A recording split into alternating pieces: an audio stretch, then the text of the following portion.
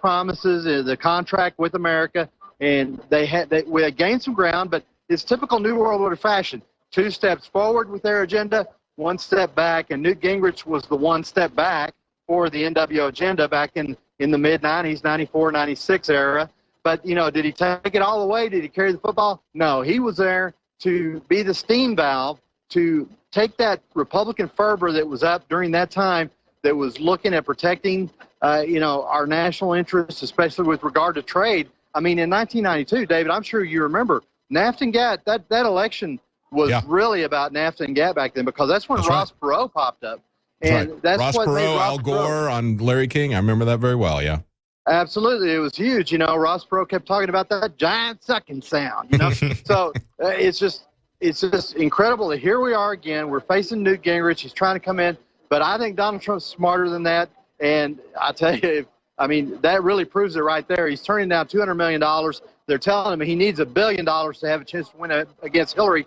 Well, I'll tell you what, either, Trump needs to keep working his magic with getting all that publicity. He had $1 or $2 billion worth of in-kind press in the primaries. I think he can do that all over again. But we can also look that the NWO-controlled mainstream press, this past Sunday on the Talking Head shows, Meet the Press, George Snuffleupagus, all those programs, they started with the Hillary Clinton Love Fest 2 days early, already saying, oh, how wonderful she did last week when she came out attacking Trump. They didn't talk about her like Trump, like when Trump was attacking somebody else. Oh, how horrible. Oh, how uncouth. Oh, how bigoted. Oh, how racially motivated. Oh, how this, that, and the other. No, Hillary did a fantastic job attacking Trump, according to them.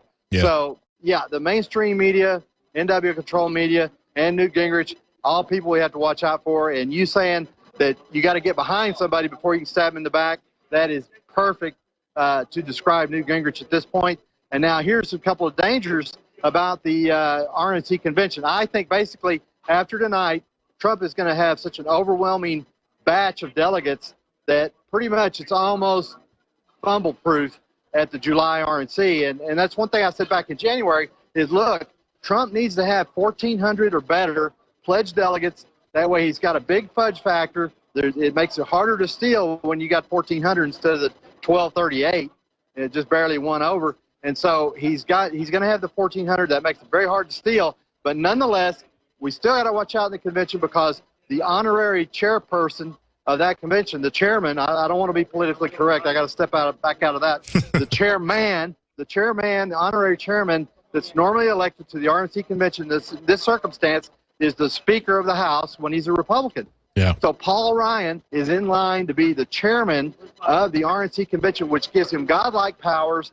And then the rumor is the number 2 guy behind Paul Ryan, should the delegates reject Paul Ryan, which they should, well, then step in Newt Gingrich potentially. So we need to have a wild card. Wait a minute, Richard. Why would I got to ask you this? Why would Newt Gingrich be the second alternate? Or wouldn't they have like the whip or the leader or something like that? Well, it's just like any election. But basically, the delegates got to choose, who's going to be our chairman. Look for that to potentially be a very contested thing. It may go smoothly. It may go perfectly. They may day one, boom, they take Paul Ryan. I don't trust Paul Ryan, but the delegates may do that. It's possible. I'd look for it to be challenged, though. And so why they would do that is because Newt Gingrich has that experience being former Speaker of the House. So he knows how to run these meetings. He knows about they run those on House rules, the conventions. And so he's experienced in that regard. So he's kind of the natural person, and worse than that would be John Boehner. So potentially anybody, Reince Priebus could be the chairman. I think he'd be potentially, I'm not a big fan of Reince Priebus, but I think he would be more fair in that position than a Paul Ryan or Newt Gingrich. So we really need to look at that. Who's going to be the chairman of that convention? Because, David, that is godlike power that is given to that person running the convention. He can say, is Donald Trump our nominee, yay or nay? And the yays have it in reality, but he can say, oh, the nays have it. That's how much power they have. And then they'll call for a roll call vote. But, you just can't trust them. They're going to have probably electronic voting on the floor going on there at the RNC in Cleveland. So watch out. That's probably the one wild card piece of the RNC that potentially could wreak havoc is who's going to be chairman at that convention. Wow, Ryan that could be very... and Gingrich are right in line.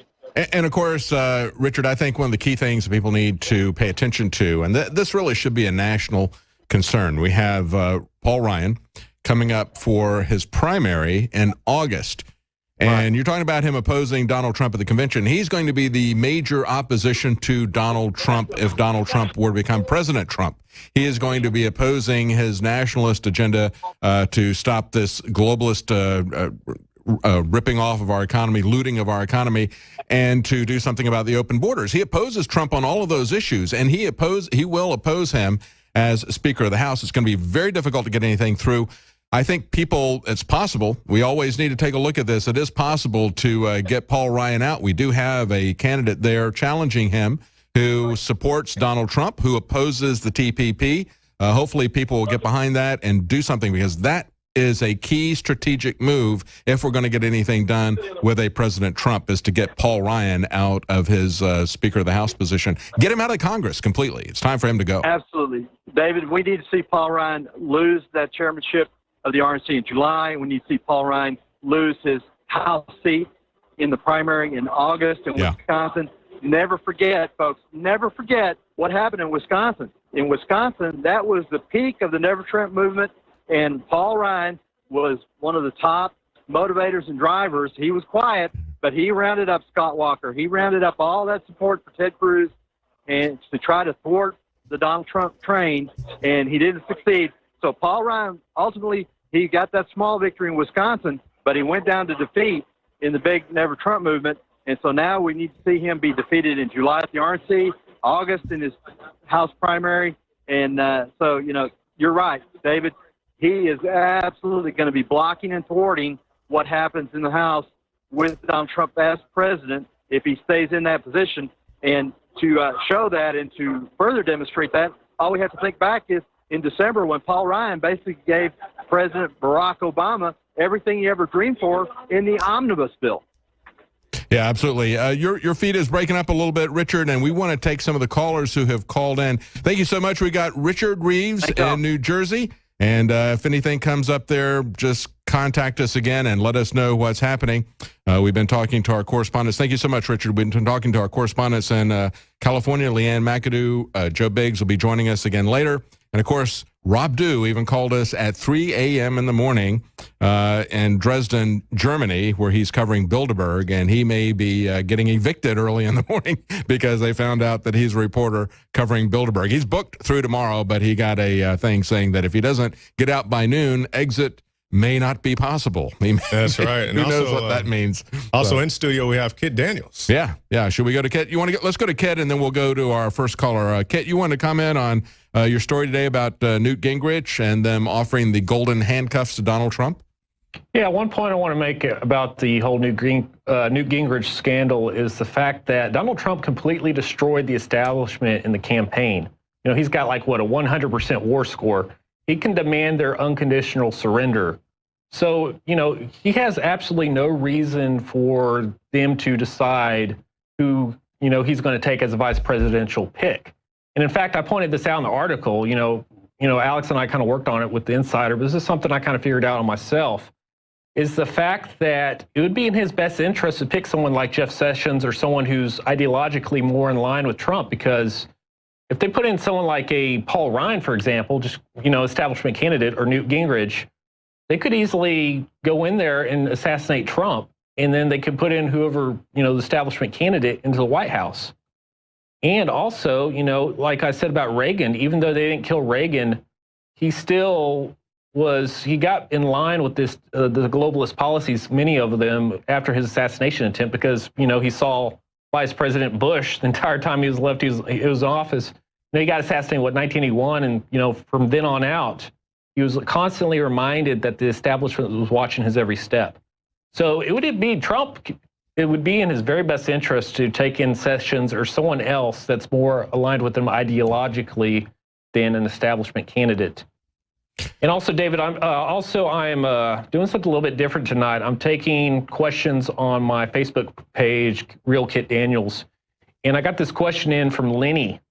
And it says, with all the third-party potential candidates, which one do you suggest holds more threat to Donald Trump? A, Gary Johnson, B, Stein, which I believe is Green Party, C, a potential Sanders independent bid, or D, none of the above. Hillary will be the main fight.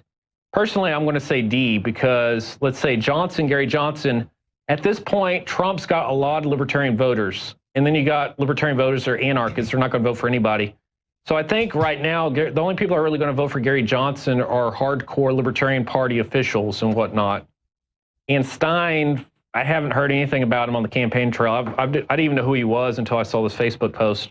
No, it's actually a female. Yeah, Stein is. She ran last time. Yeah. And here's what's really interesting: potential Sanders independent bid. I think that would actually hurt Hillary more than Sanders, because all of Hillary's support that's currently Sanders is going to go to Sanders. And then some people that won't vote for Sanders as an independent bid, they're going to go to Trump. Like I said in the articles a couple of weeks ago, right now, like 50% of Sanders supporters would support Trump over Hillary, because granted, Trump is a nationalist and, Sanders is a socialist, but at least Trump is not a globalist. He's not a Wall Street financed, Occupy Wall Street kind of, you know what I mean? Yeah. Yeah. So yeah, I think perhaps Gary Johnson may be a factor in this, but I don't think he's going to pull votes from Donald Trump unless if people understand what his position is. Yeah, people understand what his position is on the issues. He's not going to get any support at all from Donald Trump. He's not going to be very appealing to conservatives or to lowercase libertarians, and he's working very hard to try to get the Bernie Sanders people saying, "Hey, I'm like you guys," and quite frankly, he isn't. The key issue for the Bernie Sanders people is one of socialism. And he can't, no matter how hard he tries to embrace the LGBT issue, no matter how hard he tries to embrace all this political correctness and racialism of the Democrat Party, and that's what Gary Johnson's been doing. And no matter how much they try to move towards gun control, he still isn't going to get the Democrats. But he'll pull in more Democrats if he gets any votes. He'll pull in more Democrats than he will from Donald Trump, because he's taking those issues. If people look at the issues, and I see a lot of, and the reason I say that he might have some effect is I see a lot of the never Trump Republican establishment pushing him seriously. And if they can push him to get him in the debate, he will make an issue out of being in the debate. That'll be to play devil's advocate, the only thing Gary Johnson's doing right now is the same thing that everyone else has tried against Trump and failed to do, is try to paint Trump as racist and sexist and whatnot. And Gary Johnson, I don't even think he's really that strong of a candidate, even regardless of his ideologically. He's just this weird guy in a way. So he's a very poor debater. If you looked at him in those debates, he was a very, very poor debater. A lot of non sequiturs, a lot of ridiculous analogies, and he doesn't have a very good demeanor. John McAfee pointed that out very bluntly. So I don't think he's going to be very strong if he does get into the debates. He might try to play the spoiler issue on it, but I don't really think he's got any issues. It's a real odd mix of issues. He's not going to appeal really to Democrats or Republicans if they look at him on the issues. He's basically thrown out Republican and Libertarian votes by embracing political correctness and the LGBT agenda over private property and throwing the Second Amendment under the bus. Absolutely amazing. And these two guys, their big appeal is what? That they're career politicians in a year when career politicians are not doing popular. Well. Exactly. So it's funny. I'm reminded, David, that I think it was Nebraska. Then Ted Cruz said on the Glenn Beck show that if he happened to win the primary, he didn't re-enter the race. Yeah. And to me, it's funny. I joked about saying, "Oh, it's a zombie Ted Cruz." Gary Johnson pretty much is zombie Ted Cruz right now. He's kind of got this zombie-ness about him and how he's very uncomfortable about who he is, and it's kind of this creep factor. I think he's attacking Trump just like Ted Cruz did. He's thrown out a lot of the core anchor issues and principles of the Libertarian Party, and it's going to become, I think, the Gary Johnson Party, just like the Green Party has become the Jill Stein Party. You have a perpetual nominee that comes there, and that's what they do. Exactly, they take it over. Thanks. I want to get to that's Kit Daniels, one of our reporters there, taking questions on Facebook. I want to get to some of our callers now. Which one do you want to take? I'll give out the number again. It is 1-877-789-ALEX. That is 1-877-789-2539. We'll go ahead and we'll start with Scott in Washington. Scott, you want to talk about Newt Gingrich? Yeah, I'm going to hit three things real quick, but I wanted to correct you on something because everybody keeps talking about that Hillary would be the first female nominee.